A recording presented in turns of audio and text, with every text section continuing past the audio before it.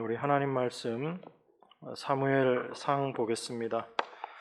사무엘상 6장 1절에서 9절까지 교독하겠습니다. 사무엘상 6장 1절에서 9절입니다. 여호와의 궤가 블레셋 사람의 지방에 있은지 7달이라.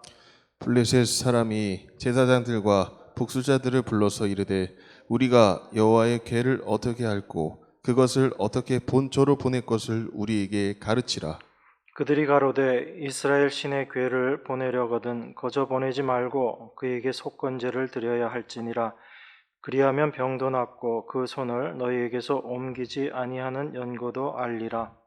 그들이 가로되 무엇으로 그에게 드릴 속건제를 삼을꼬 가로되 블레셋 사람의 방백의 수요대로 금독돈 5과 금지 5이라야 하리니 너희와 너희 방백에게 내린 재앙이 일반임이니라. 그러므로 너희는 너희 독종의 형상과 땅을 해롭게 하는 쥐의 형상을 만들어 이스라엘 신께 영화를 돌리라. 그가 혹 그 손을 너희와 너희 신들과 너희 땅에서 경하게 하실까 하노라. 애굽인과 바로가 그 마음을 강박케 한 것 같이 어찌하여 너희가 너희 마음을 강박케 하겠느냐. 그가 그들 중에서 기이하게 행한 후에 그들이 백성을 가게 함으로 백성이 떠나지 아니하였느냐. 그러므로 새 수레를 만들고 멍에 메어보지 아니한 젖나는 소 2를 끌어다가 수레를 소에 메우고 그 송아지들은 떼어 집으로 돌려보내고 여호와의 궤를 가져다가 수레에 싣고 속건제 드릴 금 보물은 상자에 담아 궤 곁에 두고 그것을 보내어 가게 하고. 같이 읽겠습니다. 보아서 궤가 그 본 지경의 길로 올라가서 베데메스로 가면 이 큰 재앙은 그가 우리에게 내릴 것이요 그렇지 아니하면 우리를 친 것이 그 손이 아니요 우연히 만난 것인 줄 알리라. 아멘.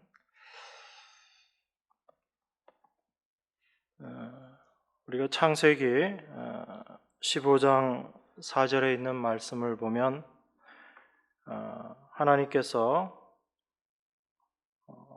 아브라함에게 말씀하시고 그것을 아브라함이 믿었다라고 이야기합니다.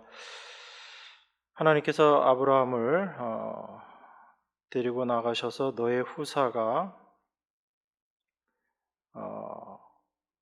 하늘의 별처럼 그렇게 있게 될 것이다 라고 그렇게 말씀하셨을 때 성경 본문을 보니까 아브라함이 여호와를 믿으니 여호와께서 이를 그의 의로 여기셨다 그렇게 말씀합니다. 그러니까 여러분 이 본문의 말씀을 좀 자세히 보셔야지 되죠. 이 내용을 보면 아브라함이 믿은 것이 하나님께서 후사를 약속하시고 그 자손이 하늘의 별과 같다. 이 말씀 그 내용보다는 이것을 말씀하신 하나님의 약속을 믿었다라는 겁니다. 하나님을 믿었다라고 그렇게 이야기하고 있는 이것은 아브라함이 믿은 것은 바로 그 하나님의 약속이었다라는 것을 우리가 생각할 수 있습니다. 그 성경 본문에는 내 자손이 이와 같으리라 아브라함이 여호와를 믿으니라고 이야기했을 때 그 여호와를 믿었다라는 그 말씀의 의미는 바로 하나님의 약속의 말씀 그것을 믿었다라는 이야기입니다. 우리가 보통 예수 그리스도가 나의 구주라는 것을 믿습니다라고 그렇게 이야기할 때 우리가 반드시 생각해야지 되는 것이 있습니다. 그게 예수님이 나의 구주이고 그리고 그것을 내가 믿는다라고 이야기할 때는 그 전에 우리가 생각해야지 되는 것이 예수님이 이 세상에 오시고 그리고 그 예수님께서 십자가에 못 박혀 죽으신 것 이것이 하나님의 약속의 성취였다라는 것을 먼저 생각해야지 됩니다. 그러니까 예수님께서 십자가에 달려 죽으신 그 십자가의 죽으심 그것은 우연한 사건이 아니다라는 거죠. 이미 창세전에 하나님께서 계획하셨고, 그리고 그 계획이 아브라함을 향한 약속으로 전개가 되는 겁니다. 그래서 점점 구체적인 사건들이 이 세상 가운데 드러나기 시작하는 것이고, 최종적으로 예수님의 십자가가 완성이 되는 것, 이것을 우리가 생각할 수 있습니다. 제가 이렇게 말씀드리니까 여러분들이 좀 그렇게 생각하실 수 있어요. 다 아는 얘기인데 뭘 그렇게 이야기하나, 당연한 것을 이야기하나, 그렇게 여러분들이 생각하실 수 있습니다. 그런데 이렇게 별것 아닌 것 같은 평범한 그 내용에서 우리가 간과하는 것, 우리가 놓치는 게 있습니다. 그건 뭐냐면 예수님의 그 십자가 사건을 하나님께서 계획하시고 그것을 완성해 나가는 데 있어서 수많은 회방과 방해들이 있었다라는 것입니다. 그런데 그러한 회방과 방해, 사탄의 그런 회방이 있었음에도 불구하고 하나님께서 그 뜻을 온전히 이루어 내신 것이다라는 겁니다. 그러니까 하나님께서 말씀하시고 그 말씀대로 이루신다라고 이야기할 때 우리 생각들 속에는, 우리 마음 속에는 어떤 것이 있냐면, 하나님이 말씀하셨으니까 그건 당연히 이루신 것이겠지라고 그렇게 아주 쉽게 생각할 수 있지만, 물론 하나님은 말씀하시고 그것을 다 이루실 능력이 있으신 분이 분명히 맞아요. 그걸 전능하신 하나님이다라고 이렇게 이야기합니다. 그런데 하나님이 말씀하시고 그 말씀하신 것을 온전히 다 이루셨다, 완성하셨다라는 그 과정 속에 수많은 일들이, 그 하나님의 약속이 이루어져 가는 그 과정 속에서 수많은 방해들이 있었다라는 것입니다. 그런데 그러한 방해에도 불구하고 하나님께서는 약속하신 것을 온전히 이루어 내셨다라는 겁니다. 여기에서 우리가 바라보아야지 되는 것이, 하나님께서 말씀하시고 그 뜻을 이루신 것, 거기에는 하나님의 열심이 포함되어 있다라는 겁니다. 하나님의 열심이 그 일을 이루어 낸다, 그걸 우리가 알고 있어야지 됩니다. 그래서 우리가 믿는다라고 할 때, 하나님을 믿는다라고 하고 우리가 믿음을 이야기하지만 그 믿음을 이야기할 때 반드시 우리가 기억해야지 되는 것이 무엇인가 하면 바로 하나님의 열심이라는 겁니다. 그러니까 하나님 말씀하시고 그대로 다 됩니다. 하나님이 말씀으로 천지를 창조하셨기 때문에 하나님 말씀하시면 그것이 이루어집니다라는 것은 너무나 당연한 내용들인데, 그것이 어느 한순간에 되어진 것이 아니고 하나님이 어떤 때 말씀하시고 그 말씀이 이루어지는, 완성되는 어떤 기간을 가지고 하나님께서 그 일을 이루어 나가실 때는 하나님의 열심이 그 안에 포함되어 있다라는 겁니다.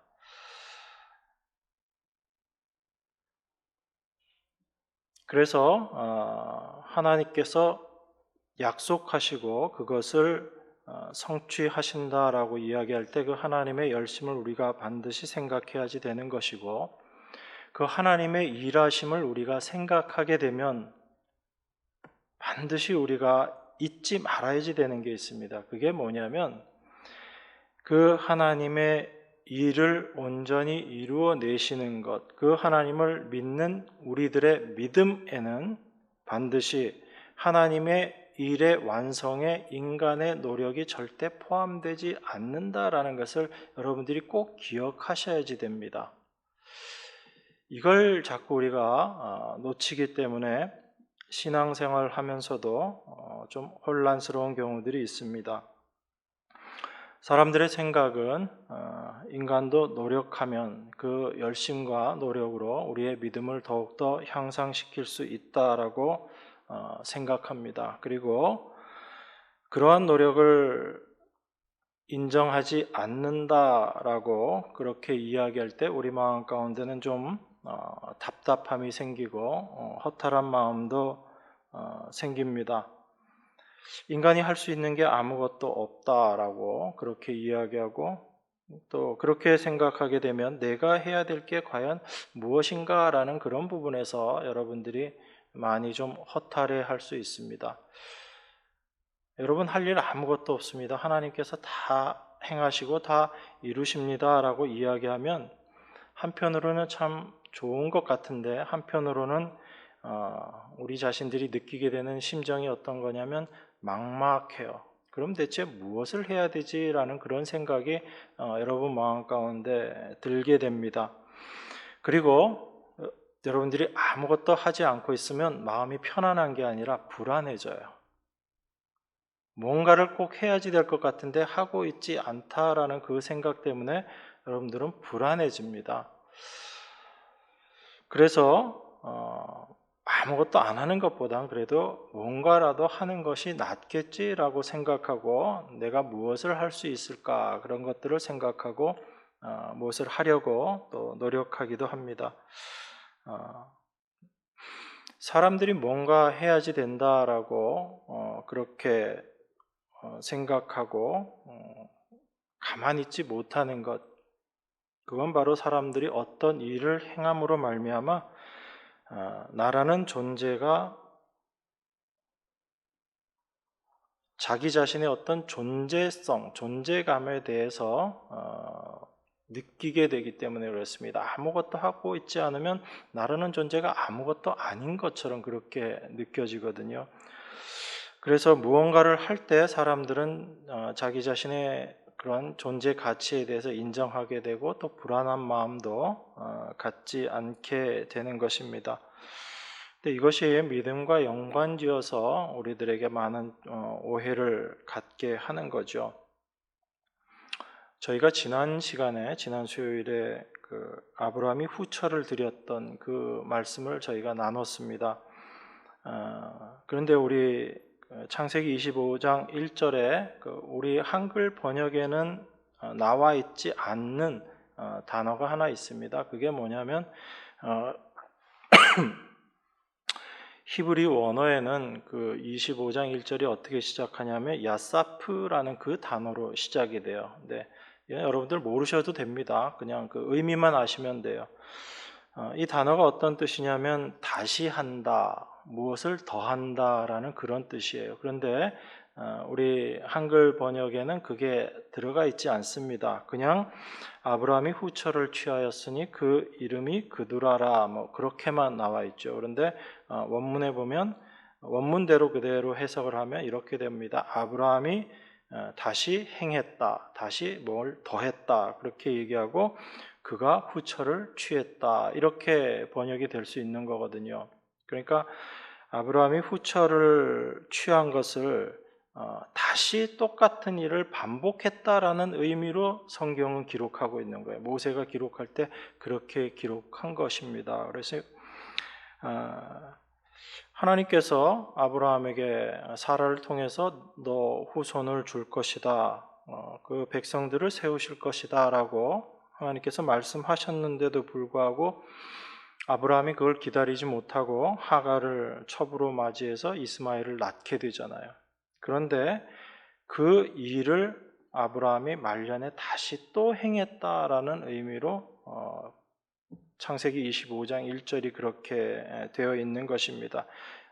하갈을 첩으로 얻었던 것과 똑같은 그 일을 아브라함이 다시 행했다. 그게 바로 그두라를 후처로 취한 것이다 라고 그렇게 이야기한 겁니다. 그러니까 그두라가 낳은 자녀들을 성경에서 아브라함의 자손이다 그렇게 얘기하지 않고 그두라의 자손이다라고 그렇게 표현을 해버린 거예요. 완전히 이걸 분리시켜 버린 겁니다. 그걸 이제 아브라함이 나중에 알게 되고 그 서자들을 다시 다 이삭과 분리시키는 그 내용을 저희가 지난 시간에 확인했습니다. 그러면서 저희들이 살펴봤던 그 신약에 있는 로마서 4장 5절에 나와 있는 본문 말씀이 그거였죠. 이를 아니할지라도 경건치 아니한 자를 의롭다 하시는 이를 믿는 자에게는 그의 믿음을 의로 여기시나니 그렇게 얘기했습니다. 그래서 이를 아니할지라도 그리고 경건치 아니한 자, 이러한 자를 의롭다 하시는 이, 그분이 바로 하나님이신 거죠. 그 하나님을 믿는 자에게는 그 믿음을 의로 여기신다라고 그렇게 이야기했습니다. 그러니까 이 믿음은 우리 인간에게선 사실 나올 수 없는 믿음이거든요. 일도 안 합니다. 경건하지도 않아요. 그런데 의롭다라고 생각할 수 있는 자는 아무도 없는 거죠. 여러분 지금도 똑같이 그렇게 생각하시잖아요. 여러분 스스로에 대해서도 자꾸 평가하실 때 내가 아무것도 하지 않는데, 내 삶이 경건하지도 않는데 내가 믿음의 사람이라고 이야기할 수 있는가? 여러분 늘 그거 가지고 고민하시잖아요. 그런데 그 아브라함의 믿음을 이야기하면서 성경이 이렇게 이야기하고 있다고요. 그리고 아브라함을 믿음의 조상이다라고 그렇게 이야기합니다. 그러면 아브라함이 믿음의 조상이면 우리가 그 아브라함의 후손이 되기 위해서는 아브라함과 같은 믿음을 갖고 있어야지 되는 거죠. 그래야지 우리가 아브라함의 후손이 되는 것이고 하나님이 말씀하시는 그 믿음의 사람이 되는 겁니다. 그런 의미에서 그 그두라의 이야기는 우리에게 무엇을 보여주는 것이었는가 하면 아브라함은 어찌 보면 죽을 때까지도 하나님 앞에서 여전히 실수하는 존재였고 끝까지 하나님의 은혜를 의지하지 않으면 안 되는 존재였다라는 것을 우리에게 보여주고 있는 겁니다. 그래서 로마서 4장 5절에서 말하는 일을 아니하는 자, 경건치 아니한 자는 누구를 이야기하는 걸까요, 여러분? 지금까지 계속 제가 말씀드렸는데 누구를 이야기하는 거죠? 아브라함 이야기하고 있는 거예요. 그 아브라함이 도무지 자기의 일을 하지 않은 겁니다. 하나님께서 그 아브라함을 끌고 하나님께서 일하셨다는 얘기예요. 아브라함은 경건치도 않았다라는 얘기입니다. 우리가 믿음의 조상이라고 이야기하니까 우리가 그 믿음의 조상의 후손이기 때문에 아브라함은 일을 많이 한 사람으로 우리는 생각하고 아브라함은 참 경건한 사람이다라고 생각하지만 오히려 성경은 아브라함은 일을 아니한 자이고 경건치 아니한 자다라고 이야기합니다. 그런데 그러한 자를 의롭다 하시는 이가 계신데 그분이 바로 하나님이시라는 거예요. 그 하나님을 믿는 믿음, 그걸 하나님은 의롭다라고 이야기하시는 거예요. 그러니까 하나님의 의롭다라고 이야기하시는 그 믿음에는 인간의 어떤 긍정적인 것도 없는 거예요. 그러니까 여러분들이 자꾸 무언가를 해서 여러분들의 믿음을 믿음답게 의롭게 만들려고 애쓸 필요가 없는 거예요. 성경은 애초에 그거 요구하지를 않습니다. 여러분들이 무언가를 할 수 있다면 성경은 여러분들에게 그것을 하라라고 말씀하셨을 거예요. 그것을 내놓아라라고 말씀하셨을 겁니다. 근데 하나님은 여러분들에게 그거 기대하지 않거든요. 여러분들 아무 일도 할 수 없는 자라는 걸 하나님은 아세요. 심지어 여러분들이 경건치 못한 자다라는 것까지 하나님은 다 아신다고요. 그런데 그러한 여러분들을 하나님은 의롭다라고 이야기하셨어요. 그걸 여러분들이 믿는 것, 그걸 믿음이다라고 얘기하는데 이 믿음은 우리 안에서 나올 수 있는 믿음이 아닌 거죠. 그래서 믿음이 하나님의 선물일 수밖에 없는 겁니다. 하나님이 우리에게 이 믿음을 주신 거예요. 그런데 세상 사람들이 만들어내는 믿음은 이것과 전혀 다른 믿음인 겁니다.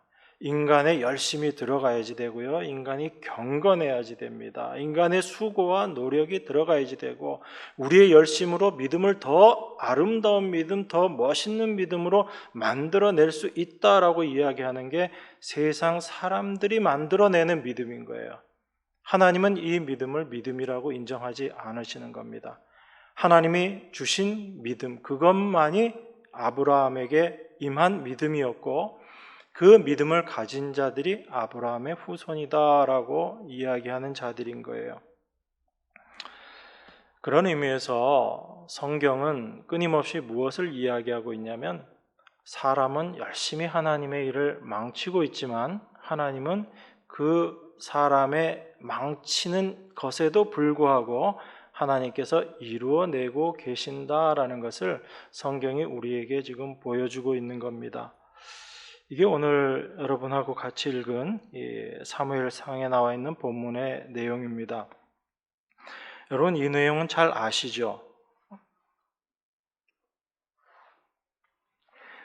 사무엘상 4장을 보면 이 내용이 4장부터 5장, 6장 이렇게 쭉 이어지는 내용이기 때문에 제가 간단하게 본문 앞에 나와 있는 내용들을 좀 말씀을 드리겠습니다. 이스라엘이 에벤에셀에서 블레셋하고 전투를 합니다. 근데 이 전쟁에서 누가 이기게 되냐면 블레셋이 이기게 되거든요. 그래서 이스라엘이 진 겁니다. 그래서 이스라엘이 지고 나서 곰곰이 생각해 보니까 그런 생각이 든 거예요. 하나님의 궤가 있는데 이 하나님의 궤가 지금 실로에 있어요. 실로에 있다 보니까 그 궤하고는 상관없이 지금 이스라엘 백성들이 전쟁을 한 겁니다. 그래서 우리가 전쟁에 진 이유가 그 실로에 있는 하나님의 언약궤를 우리가 가지고 오지 않았기 때문에 우리가 전쟁에 진 것이다 라고 이스라엘이 그렇게 생각을 해요. 그래서 어떻게 했겠어요? 그 언약궤를, 실로에 있는 하나님의 언약궤를 이스라엘이 가지고 옵니다. 전쟁터로 가지고 와요. 그때 그 실로에는 누가 있었냐면 그 제사장 홈리와 비느하스가 있었죠. 엘리 제사장의 아들들입니다. 그런데 이 하나님의 궤, 언약궤만 전쟁터로 온 게 아니고 그 제사장들도 같이 전쟁터로 왔어요. 그러니까 이스라엘 사람들의 생각이 어떻게 됐겠어요? 이제 하나님의 궤가 오고 제사장들도 왔으니까 이제 우리는 이긴다라고 생각을 한 겁니다. 반면에 블레셋 사람들은 어떻게 생각했겠어요? 하나님의 궤가 왔다, 제사장도 같이 왔다. 이걸 이제 블레셋 사람들이 듣고 그 마음이 두려움이 가득 찬 거죠. 이거 우리가 어떻게 이기겠나? 도저히 이길 수 없을 것 같은데 그렇게 두려워서 떨다가 블레셋 사람들이 그래, 이렇게 주구나 저렇게 주구나 마찬가지지. 한번 우리 용기를 내서 한번 싸워보자. 그렇게 해서 블레셋 사람들이 이스라엘과 전쟁을 다시 합니다. 근데 누가 이길까요? 이스라엘이 이겼을까요? 블레셋이 이겼을까요? 이스라엘이 대패를 합니다. 대패를 하면서 어떻게 되냐면 법궤도 언약궤도 빼앗겨요. 그리고 제사장들도 다 죽습니다. 우리가 생각하지 않았던 그런 일이 벌어지는 거죠.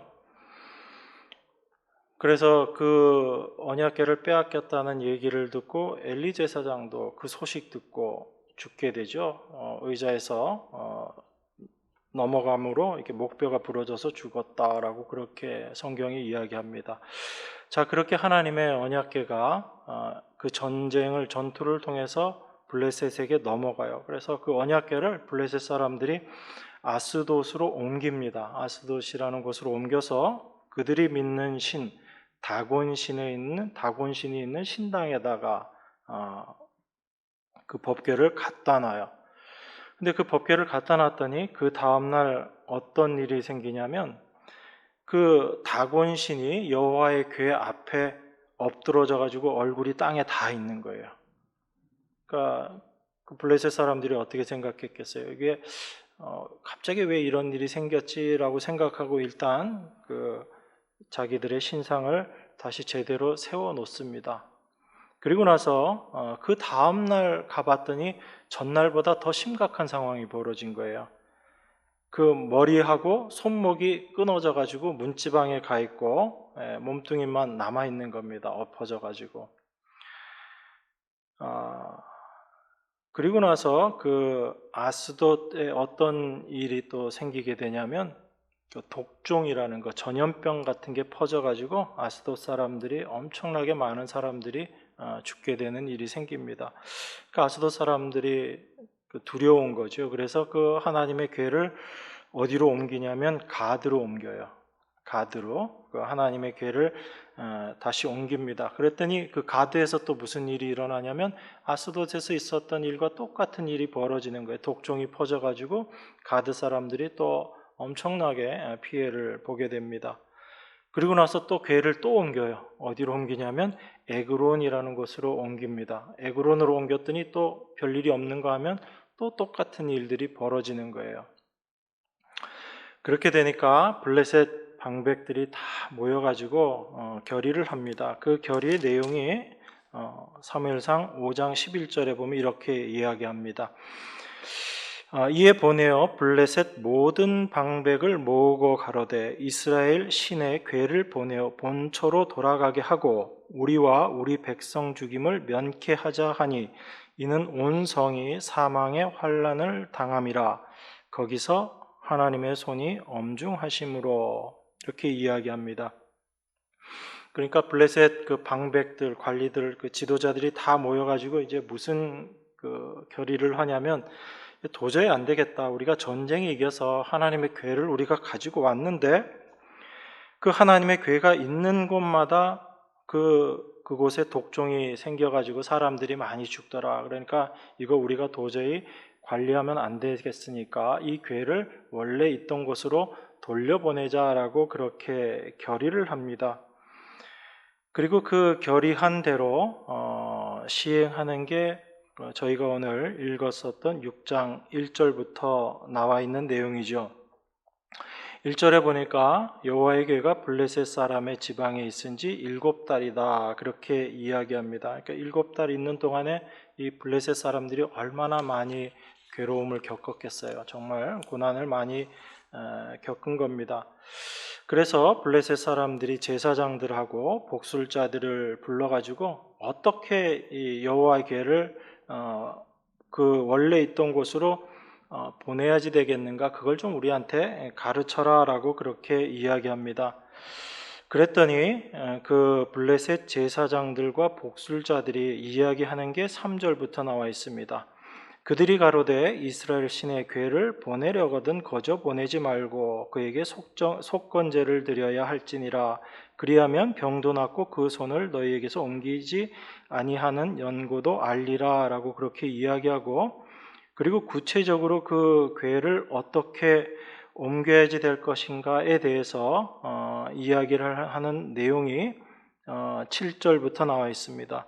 그러므로 새 수레를 만들고 멍에 메어보지 아니한 젖나는 소 둘을 끌어다가 수레를 소에 메우고 그 송아지들은 떼어 집으로 돌려보내고 여호와의 궤를 가져다가 수레에 싣고 속건제 드릴 금 보물은 상자에 담아 궤 곁에 두고 그것을 보내어 가게 하고, 보아서 궤가 그 본 지경길로 올라가서 벳세메스로 가면 이 큰 재앙은 그가 우리에게 내린 것이요 그렇지 아니하면 우리를 친 것이 그 손이 아니요 우연히 만난 것인 줄 알리라 그렇게 이야기합니다. 그러니까 그 궤를 다시 돌려보내는데 그냥 돌려보내지 말고 이러이러한 방법으로 돌려보내자라는 겁니다. 그 방법이 수레를 하나 새로 만든다라는 얘기예요. 수레를 하나 새로 만들어 가지고 그리고 그 수레를 끌 소를 구하는데 그 소 2마리를 구하는데 어떤 소냐면 이게 암소를 2마리를 구하는 겁니다. 그런데 이 암소는 한 번도 멍에를 매보지 않은 암소란 얘기예요. 그리고 한 가지 조건이 더 있습니다. 이 암소가 금방 새끼 낳은 소인 거예요. 새끼가 아직 있는 소. 그래서 젖나는 소라고 표현하고 있는 거죠. 그 송아지를 먹여야지 되니까, 키워야지 되니까 젖나는 소, 이 조건에 합당한 소 2마리를 구해가지고 그 소로 하여금 수레를 끌게 하자라는 겁니다. 그렇게 그 수레를 끌게 했을 때 이 소가 수레를 끄는데 곧장 똑바로 가가지고 벳세메스로 가면 이것은 우리에게 당한 이 모든 재난들은 여호와로 말미암아 그 언약궤로 말미암아 된 것이고, 만약에 소가 똑바로 벳세메스로 가지 않고 다른 데로 가버린다든지 그 멍에를 안 매려고 발버둥 친다든지 그렇게 해서 그 일대로 되지 않으면 이건 이 언약궤 때문에 생긴 일이 아니다. 그러니까 우리가 신경 안 써도 되는 것이다. 다만 그냥 독종이 우연히 생긴 것이다 라고 그렇게 우리가 보자라고 그렇게 이야기하는 거죠. 그러니까 여러분 이 말씀 잘 아시다시피 멍에를 한 번도 안 매본 소에게 멍에를 메운다는 건 참 힘든 일이다라고 이야기해요. 저는 해본 일이 없기 때문에 근데 우리 시골에서 자라신 분들은 잘 아실 거예요.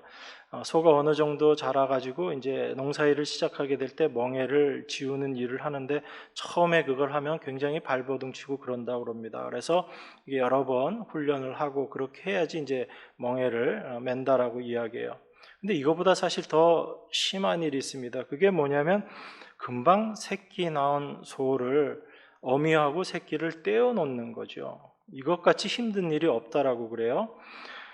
그래서 새끼 낳은 지 얼마 안 되는 소를 장에 내다 팔라고 그러면 송아지도 울고 어미소도 운다고 그래요.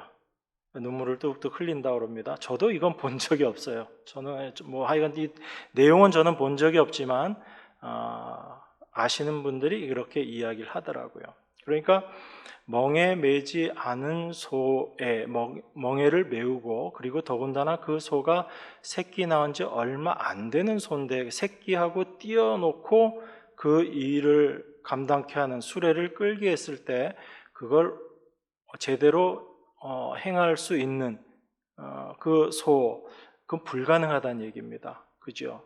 그러니까 그렇게 할 수 있는 소가 없다라는 얘기예요. 그런데 만약에 그 소가 멍에도 잘 메고 똑바로 간다면 이거는 누가 하는 일이라는 얘기예요? 그 소가 하는 일이라는 얘기인가요? 아니면 그 수레에 실린 언약궤, 쉽게 얘기해서 하나님 여호와가 하시는 일인가요? 그러니까 이 블레셋 제사장들하고 복술가들이 머리가 아주 좋은 거죠. 그냥 그 언약궤를 돌려보내고 이렇게 하지 말고 돌려보내는데 우리가 한번 시험을 해보자는 겁니다. 정말 우리에게 생긴 이 일이 언약궤 때문에 생긴 일인지. 왜 그러냐면 이스라엘은 언약궤를 앞세우고 나가는 전쟁에서 다 이겼거든요. 패배한 적이 없습니다. 그런데 그 언약궤를 가지고 이스라엘이 전쟁했는데 블레셋에게 패배를 당한 거예요. 그래서 언약궤를 블레셋이 뺏어온 겁니다. 전리물이죠. 전리품이죠. 그런데 그 언약궤를 갖고 오고 나서 이스라엘을 분명히 이겼는데 이기고 난 전리품으로 언약궤를 갖고 왔는데 블레셋 땅에 이런 문제들이 생겨나는 겁니다. 그러니까 그 사람들이 궁금했던 거죠. 정말 언약궤 때문에 생긴 거냐 아니면 우연히 생긴 일이냐, 이걸 확인하고 싶었던 겁니다. 그래서 그들이 제안을 한 내용이 그런 거죠. 그렇게 해서 이 불가능한 상황인데 이것이 만약에 불가능이 가능한 것으로 드러난다라고 하게 되면 이런 상황을 만든 것은 정말 여호와의 궤로 말미암아, 언약궤로 말미암아 이러한 상황이 벌어진 것이고 이러한 재앙이 일어난 것이다라고 그렇게 생각한 겁니다. 자, 그렇게 했더니 어떤 일이 벌어져요? 이 소가 좌로도 우로도 치우치지 않고 그냥 곧장 갑니다. 베세메스를 향해서 곧장 가요. 그래서 블레셋 방백들이 그걸 계속 쫓아오다가 어디까지 가는 걸 확인하고 돌아가냐면 베세메스 경계선까지 쫓아가서 그 경계선을 넘어가는 걸 보고 블레셋 방백들이 다 돌아와요. 어떤 결론을 가지고 돌아오는 거예요?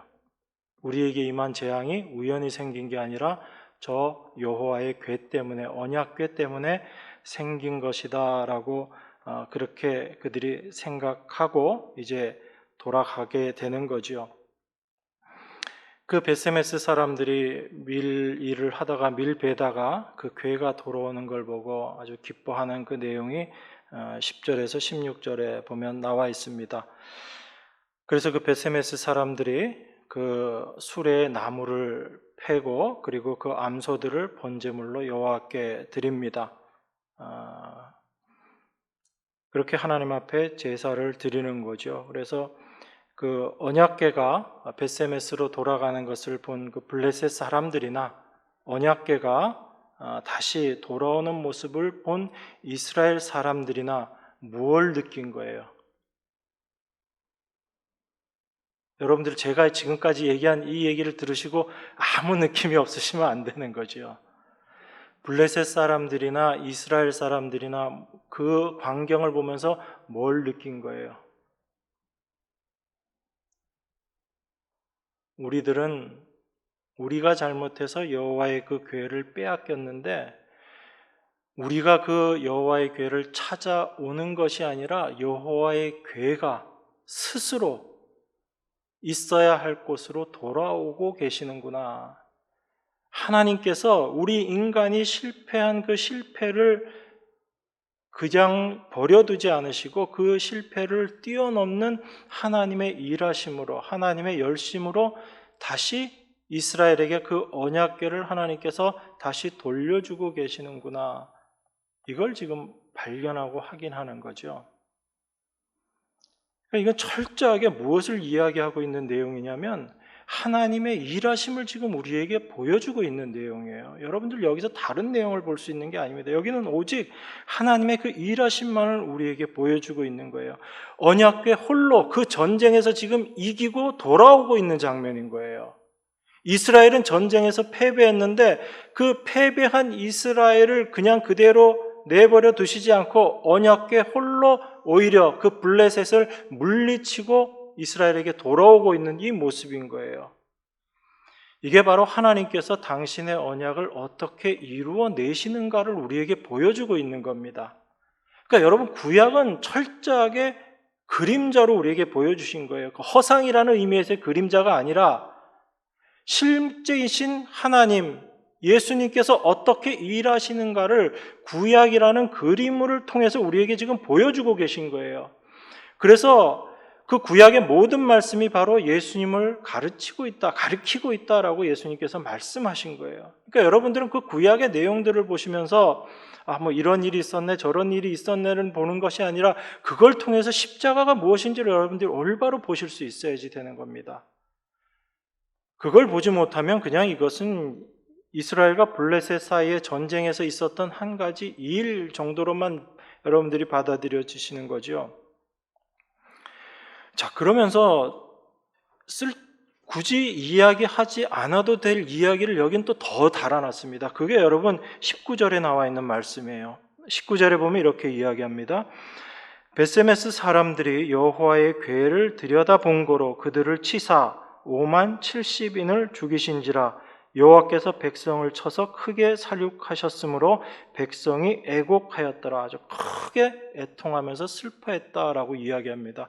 여러분, 이 말씀이 이해가 가세요? 왜 갑자기 이 이야기가 들어와 있죠? 여기에 지금 여호와 홀로 이기시고 승리하셔서 이스라엘에게 지금 다시 돌아오고 있는 그 개선 장군과 같은 그 모습을 보여주고 있는데, 그 개선 장군과 같이 돌아오는 그 언약궤를 베세메스 사람들이 그 언약궤를 들여다봤어요. 들여다본 것 때문에 무려 5만 70인이 죽었다라고 얘기하는데, 정확하게 얘기하면 사실 70명이 죽었다라는 게 맞습니다. 왜냐하면 이 5만이라는 게 괄호 이렇게 돼 있죠. 이건 어떤 사본에는 있고 어떤 사본에는 없다라는 얘기거든요. 근데 이 베세메스 지역에 그때 당시에 5만 70명이 죽을 만큼 인구가 되지 않았을 것이다 라고 일반적으로 얘기를 해요. 그렇기 때문에 5만은 아마 이거는 그 옮겨 쓰는 과정에서 오기가 됐든지 아니면 과정에서 쓴 사본의 내용일 것이다 라고 그렇게 생각합니다. 어쨌든 죽은 거예요. 어떤 사람이 죽었어요?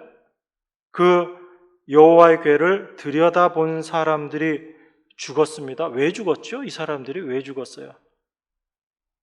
언약궤가 개선 장군처럼 돌아오고 있는데 거기에 쓸데없이 사람들이 들어가서 기웃기웃거려서 하나님 다 쳐버리신 거예요? 지금 인간이 어떤 존재인지를 성경이 이야기하고 있는 거거든요. 여러분, 언약궤라는 게 어떤 겁니까? 언약궤? 여러분들이 잘 알고 있는 그 언약궤. 언약궤 안에는 뭐가 있어요? 이때 당시에는 이제 두 돌판밖에 없었을 겁니다. 다른 거는 다른 그 위치에 옮겨놨을 테니까 그 언약궤 두 돌판이 있습니다. 이 돌판은 뭘 상징하는 거라고 그랬어요? 이스라엘의 죄를 상징한다고 말씀드렸죠. 이스라엘 백성들이 하나님께서 모세를 통해서 그 돌판을 주셨는데 그 돌판 받아가지고 내려오고 있을 때 이스라엘 백성들이 우상 숭배하는 그 죄를 범하고 있었잖아요. 그래서 그 돌판 깨트려 버리고 하나님께서 다시 주신 것이 새로 만든 돌판입니다. 그걸 언약궤 안에 집어넣거든요. 그럼 그 언약궤 안에 있는 그 돌판은 이스라엘의 죄를 상징하고 있는 거예요. 그 죄로 말미암아 심판받아 죽을 수밖에 없는 존재다라는 것을 언약궤 안에 있는 그 돌판이 지금 보여주고 있는 거죠. 그런데 그 언약궤 위에 뚜껑으로 덮여 있는 게 뭐라고 그랬어요? 그게 시은좌잖아요. 속죄소라고 이야기하는 것. 그러니까 그 안에 이스라엘의 죄가 있는데 그 죄를 덮어주고 용서해주고 있는 것이 뚜껑인 시은자 속죄소란 얘기예요. 그런데 그 언약궤 안을 들여다보려면 어떻게 해야지 돼요? 뚜껑을 열었다는 이야기잖아요. 그 안에 대체 뭐가 있길래 이 언약궤가 혼자 이렇게 오는가? 그 말도 안 되는 상황을 인도해가지고 어떻게 그 언약궤가 혼자 오고 있는가? 그게 궁금했겠죠. 그래서 그 뚜껑을 열어서 봤는데 그때 일어난 일이 그걸 들여다본 사람들을 하나님께서 다 쳐버리신 거예요. 우리 인간들은 그 시은자, 속죄소 그 언약궤의 뚜껑으로 있는 그것이 없으면 다 죄로 말미암아 심판받아 죽을 수밖에 없는 그런 존재다라는 것을 지금 이야기하고 있는 거거든요. 그러니까 지금 이 사무엘 7장에서 이야기하고 있는 것은 언약궤 홀로 돌아오고 있는 이 모습을 통해서 하나님이 어떻게 일하시고 그 하나님의 일에 인간이 보탤 수 있는 것이 있다 없다. 아무것도 없다라는 얘기입니다. 어느 것까지 허락하지 않으시는 거예요. 도무지 그 안에 뭐가 들어있는지 궁금해서 쳐다보는 것조차도 하나님이 인정하지 않으신다라는 얘기예요. 그러니까 우리가 하나님의 일하심에 우리가 보탤 수 있는 것이 정말 아무것도 없는 거예요. 먼지만큼도 없는 거예요. 오히려 우리가 거기에 뭔가를 더하게 되면 망치는 것밖에 되지 않는 겁니다. 하나님은 그걸 통해서 지금 하나님의 일하심이 어떻게 이루어지는가를 우리에게 이야기하고 있는 거예요. 그래서 20절에 보니까 베세메스 사람들이 가로되 이 거룩하신 하나님 여호와 앞에 누가 능히 서리요 이렇게 이야기합니다. 아무도 하나님 앞에 설 수 있는 자가 없다라는 얘기입니다. 그저 심판받아서 죽을 수밖에 없는 존재들인데 그러한 존재들을 하나님께서 용서해 주시고 그 용서가 어떻게 이루어진 용서예요? 예수 그리스도 하나님의 아들을 십자가에 매 다심으로 말미암아 그 십자가를 통해서 우리를 용서해 주신 하나님의 사랑, 그것이 하나님의 일하심이라는 겁니다. 우리는 그걸 믿는 사람들인 거죠.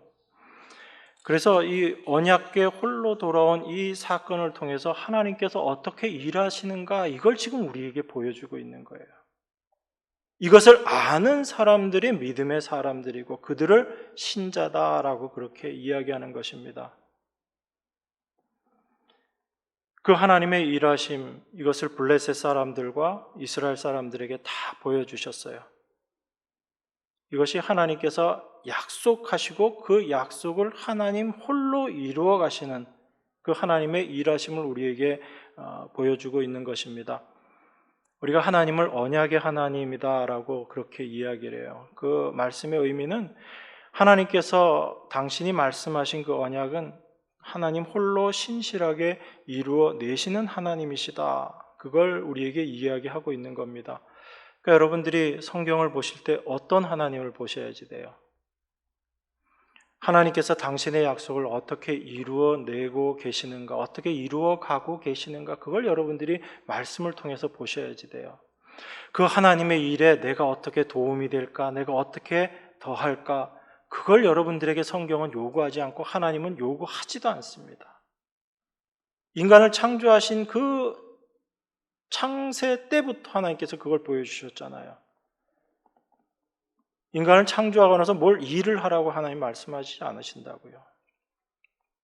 안식하라는 얘기죠. 그 안식하라는 말씀을 하나님께서 땅을 정복하고 다스리라는 말씀으로 표현하신 거예요. 그 하나님의 온전한 안식을 마음껏 누리는 것, 그게 땅을 정복하고 다스리는 모습이거든요. 그런데 그게 뒤집어져 버리니까 인간의 수고와 열심을 무언가 해야지 되는 것으로 생각하고 그게 땅을 정복하고 다스리는 것으로 교회들이 다 바꿔놔버린 거잖아요.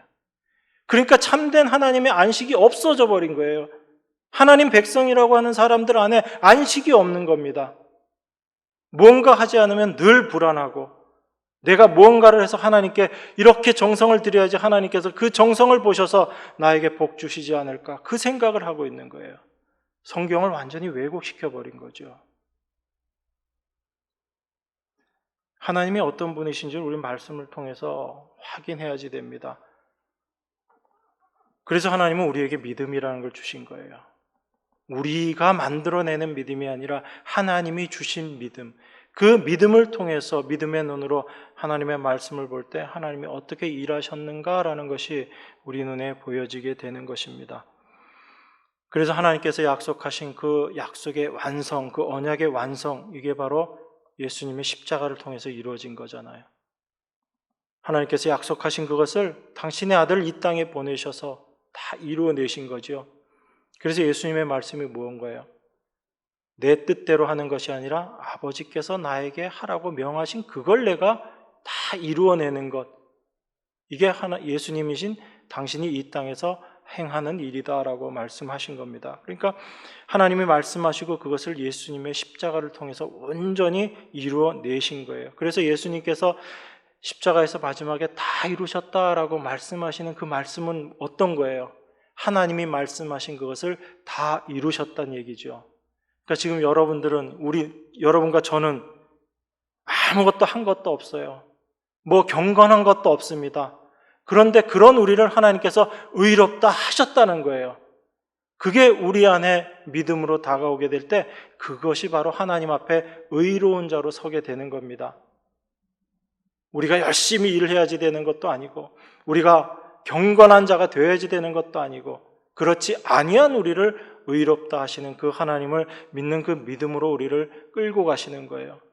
이게 우리 안에서 절대 나올 수 없는 믿음이거든요. 그래서 하나님은 우리 안에 그 믿음을 완성시켜 가시기 위해서 하나님께서 지금도 일하고 계신 거예요. 여러분 각자 안에서 하나님께서 지금 일하고 계신 거예요. 그래서 빌립보서에서 그 말씀을 하는 겁니다. 너희 속에 착한 일을 시작하신 이가 그리스도 예수의 날까지 이루실 줄을 우리가 확신하노라 라고 이야기합니다. 이게 여러분들의 확신이 되어야지 돼요. 하나님이 약속하신 것을 우리가 수고하고 열심을 내서 이루어내는 게 아니라 그 일을 시작하신 이가 완성하실 줄, 이루실 줄을 확신한다. 이것이 여러분 가운데 믿음으로 들어가 있어야지 돼요. 그것을 아는 자들이 이제 여러분 자신의 각자의 수고를 내려놓게 됩니다. 그것이 성경이 이야기한 참된 안식인 거예요. 에베소서에 나와 있는 말씀 한 군데 보고 말씀 마무리하도록 하겠습니다. 에베소서 1장 3절에서 5절입니다. 다 같이 한 목소리로 봉독하겠습니다. 찬송하리로다. 하나님 곧 우리 주 예수 그리스도의 아버지께서 그리스도 안에서 하늘에 속한 모든 신령한 복으로 우리에게 복 주시되 곧 창세전에 그리스도 안에서 우리를 택하사 우리로 사랑 안에서 그 앞에 거룩하고 흠이 없게 하시려고 그 기쁘신 뜻대로 우리를 예정하사 예수 그리스도로 말미암아 자기의 아들들이 되게 하셨으니 이는 그의 사랑하시는 자 안에서 우리에게 거저 주시는 바 그의 은혜의 영광을 찬미하게 하려는 것이라. 하나님이 그 사랑 안에서 그리스도 안에서 우리를 거룩하고 흠이 없는 자 되게 하셨다라고 그렇게 이야기합니다. 그렇게 당신의 아들들이 되게 하셨다. 이게 하나님이 택하시고 예정하신 것이다 라고 이야기해요. 그래서 우리에게는 무엇만이 남아있는가 하면 우리에게 거저 주시는 바 그의 은혜, 그 은혜의 영광을 찬미하는 것, 그 하나님이 우리에게 행하신 이 일을 마음껏 선포하는 것, 이거 말고는 우리가 할 게 없는 거예요. 우리가 어떤 다른 것을 통해서 하나님께 영광 올려드리고 하나님께 찬미하는 것이 아니라 하나님의 행하신 일만이 우리에게 참된 기쁨이 됩니다. 하나님이 행하신 일만이 우리에게 참된 생명이 됩니다. 이것을 올바로 알고 이것을 선포하는 것, 이것이 하나님의 영광을 찬미하는 것이다. 그렇게 성경이 이야기합니다. 그러니까 여러분, 믿음이라는 건 나 자신을 보는 게 아니고 하나님께서 말씀하시고 그 말씀 이루시기 위해서 지금도 일하고 계시는 그 하나님을 바라보는 것, 그게 믿음이에요. 여러분이 그 믿음 가지고 뭘 막 열심히 해내는 것, 하나님은 이런 믿음 인정치 않으시고 그런 믿음은 하나님이 주신 믿음이 아닌 거예요. 그 믿음 가지고 있는 사람은 하나님 마지막에 말씀하실 거예요. 내가 너를 도무지 알지 못한다라고 이야기하실 겁니다. 하나님이 받으시는 믿음은 하나님이 주신 믿음 가지고 있는 사람들이에요.